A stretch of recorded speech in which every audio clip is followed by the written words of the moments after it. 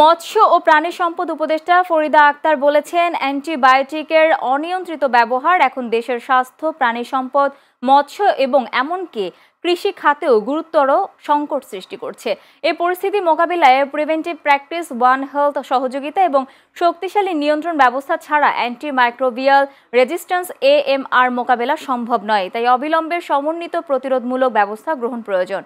সকালে রাজধানীর গুলশানের একটি অভিজাত হোটেলে বিশ্ব অ্যান্টিমাইক্রোবিয়াল রেজিস্ট্যান্ট সচেতনতা সপ্তাহ 2025 উপলক্ষে আয়োজিত সেমিনারে প্রধান অতিথির বক্তব্যে তিনি এ মন্তব্য করেন। এ সময় তিনি বলেন, বিশেষজ্ঞ চিকিৎসকের পরামর্শ ছাড়া অ্যান্টিবায়োটিক গ্রহণের ফলে জনগণ ও গবাদি পশুর স্বাস্থ্য ঝুঁকি আরও বাড়ছে, যা প্রতিরোধের সচেতনতা এবং কঠোর নিয়ন্ত্রণ এখনই জরুরি।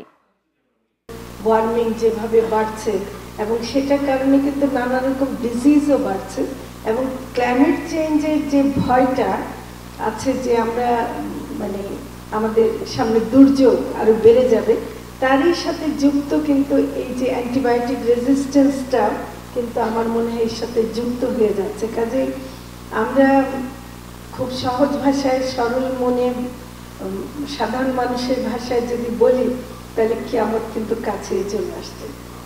এটা একেবারে, এবং সেটা মানুষ সৃষ্ট কারণে। কিয়ামতটা আল্লাহ দেওয়ার কথা এবং সেটা একদিন না একদিন হবে, কিন্তু মানুষ সৃষ্ট কারণে আমাদের পৃথিবী ধ্বংস হয়ে যাবে, মানুষের জীবন ভবিষ্যৎ ধ্বংস হয়ে যাবে, আমাদের ভবিষ্যৎ প্রজন্ম একটা অসুস্থ জীবন যাপন করবে। এটা আমরা কিছুতেই হতে দিতে পারি।